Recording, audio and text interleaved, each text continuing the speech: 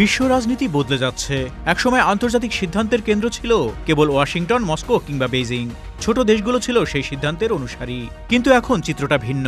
আজ যুক্তরাষ্ট্র, চীন, ভারত সহ বড় শক্তিগুলোর প্রতিযোগিতার পাশাপাশি মাঝারি শক্তির দেশগুলোও নিজেদের কৌশলগত অবস্থান দিয়ে বিশ্ব রাজনীতিতে প্রভাব ফেলছে। আর এই পরিবর্তনের প্রভাব পড়ছে বাংলাদেশের উপরও। প্রশ্ন হলো, পরাশক্তির এই প্রতিযোগিতায় কোন পথে হাঁটবে Bangladesh? Premium commercial space is now for rent. Featuring ample parking and excellent accessibility, this 4,200 square foot space is ready. Elevate your business and call us today. এখনও বিশ্বের সবচেয়ে বড় সামরিক শক্তি যুক্তরাষ্ট্র। তবে সময়ের ব্যবধানে তাদের অগ্রাধিকার বদলেছে। মুক্ত বাণিজ্যের জায়গায় এখন গুরুত্ব পাচ্ছে অর্থনৈতিক নিরাপত্তা, প্রযুক্তিগত প্রতিযোগিতা, সরবরাহ ব্যবস্থার স্থিতিশীলতা এবং কৌশলগত শিল্প। অর্থনীতি ও কূটনীতি এখন আর আলাদা বিষয় নয়, বরং একই সমীকরণের অংশ। অন্যদিকে গত 2 দশকে চীনের উত্থান উন্নয়নশীল দেশগুলোর জন্য নতুন সুযোগ তৈরি করেছে। অবকাঠামো, শিল্পায়ন, প্রযুক্তি ও বিনিয়োগে চীনের ভূমিকা বিশ্বজুড়ে বিস্তৃত হয়েছে। সেই বাস্তবতার বাইরে নয় বাংলাদেশও। বাংলাদেশের সবচেয়ে বড় শক্তি হল বহুমাত্রিক অংশীদারত্ব। যুক্তরাষ্ট্র বড় রপ্তানি বাজার, ইউরোপীয় ইউনিয়ন পোশাক শিল্পের প্রধান ক্রেতা, জাপান উন্নয়ন সহযোগী, ভারত গুরুত্বপূর্ণ প্রতিবেশী, আর মধ্যপ্রাচ্য প্রবাসিয়ার অন্যতম ভিত্তি। তাহলে প্রশ্ন হলো, বাংলাদেশ কি যুক্তরাষ্ট্রের পাশে থাকবে নাকি চীনের?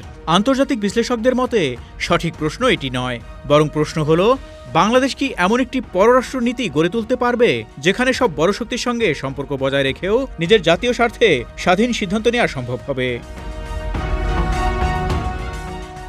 সব বড় শক্তির সঙ্গে সম্পর্ক বজায় রাখার এই কৌশলকে অনেকে বলছেন স্ট্র্যাটেজিক হেজিং বা কৌশলগত বহুমুখিতা।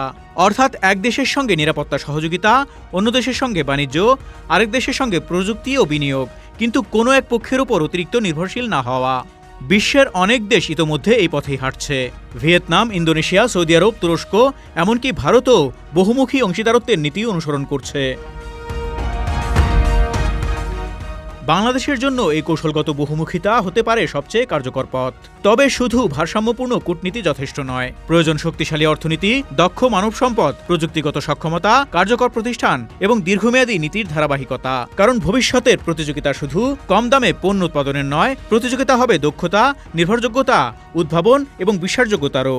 জীবন অবাক না করলে কে করবে? 28% মিল্ক ফ্যাটের অবাক করার সাথে ফ্রেশ মিল্ক পাউডার। জীবন অবাক করুক প্রতিদিন। বিশ্লেষকদের মতে পরাশক্তির এই নতুন প্রতিযোগিতায় বাংলাদেশের সবচেয়ে বড় লক্ষ্য হওয়া উচিত কোনো একটি শিবিরে যোগ দেওয়া নয়, বরং এমন একটি রাষ্ট্রে পরিণত হওয়া যার সঙ্গে সবাই কাজ করতে চায় এবং যে রাষ্ট্র নিজের জাতীয় স্বার্থে স্বাধীনভাবে সিদ্ধান্ত নিতে পারে। পরিবর্তিত বিশ্ব ব্যবস্থায় এটি হতে পারে বাংলাদেশের সবচেয়ে বড় কৌশলগত শক্তি।